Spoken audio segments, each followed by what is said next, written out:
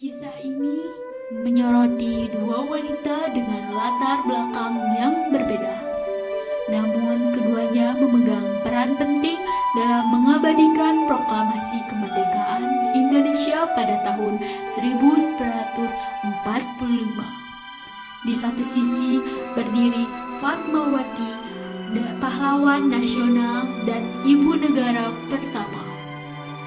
Di sisi lain ada Satsuki Mishima, seorang wanita Jepang yang berperan tak terduga.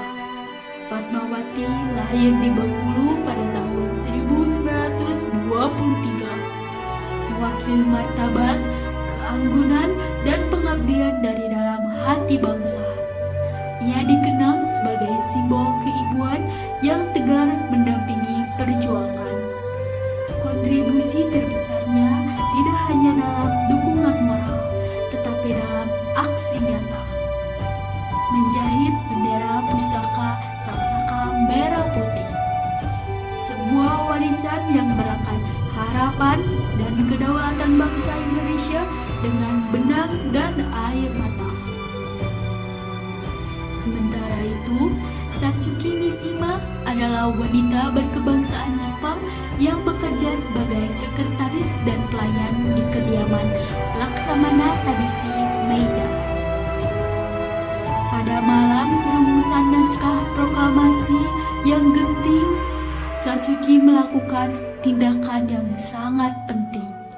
Mengetahui bahwa rumah Maeda hanya memiliki mesin tik berhuruf Jepang, Satsuki berinisiatif menembus malam untuk meminjam mesin tik berhuruf Latin dari kantor militer Jerman, yang kemudian digunakan oleh Sayuti Malik. Satsuki memastikan bahwa kata-kata kemerdekaan dapat diketik rapi dan resmi.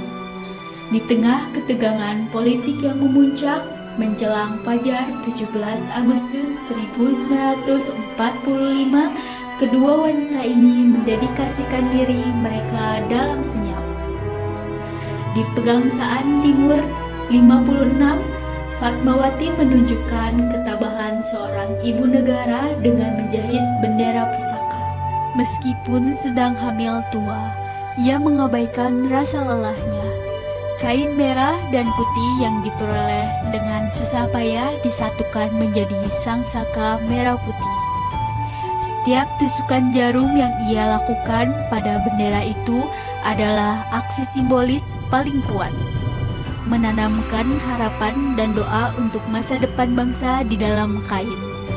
Bendera yang lahir dari tangan dan hati seorang perempuan ini akhirnya berkibar gagah, menjadi warisan visual terpenting dan mewujudkan fisik dari cita-cita kedaulatan. Sementara Fatmawati menenun janji kedaulatan di kediaman Laksamana Maeda, Satsuki Mishima tampil sebagai pelayan di garis depan logistik yang krusial. Setelah konsep proklamasi selesai ditulis tangan oleh Soekarno, kebutuhan mendesak muncul. Mesin ketik Latin untuk menghasilkan dokumen resmi yang rapi dan sah. Satsuki menyadari betul bahwa kata-kata kemerdekaan harus diabadikan secara formal. Dengan inisiatif yang luar biasa, ia menembus subuh yang dingin dan sepi. Berani pergi meminjam mesin ketik Olympia dari markas militer Jerman. Tindakannya memastikan naskah otentik proklamasi dapat diketik rapi oleh Sayuti Malik, mengabadikan kata-kata bersejarah tersebut.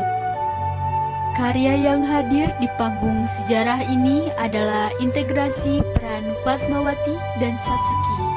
Fatmawati menciptakan lambang negara bendera dengan tangannya, sementara Satsuki Mishima memastikan naskah proklamasi dapat dibaca oleh dunia melalui mesin tik dengan inisiatifnya.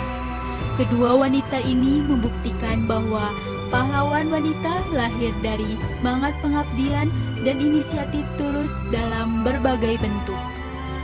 Kemerdekaan Indonesia pada akhirnya diabadikan oleh kombinasi antara jahitan bendera seorang ibu negara dan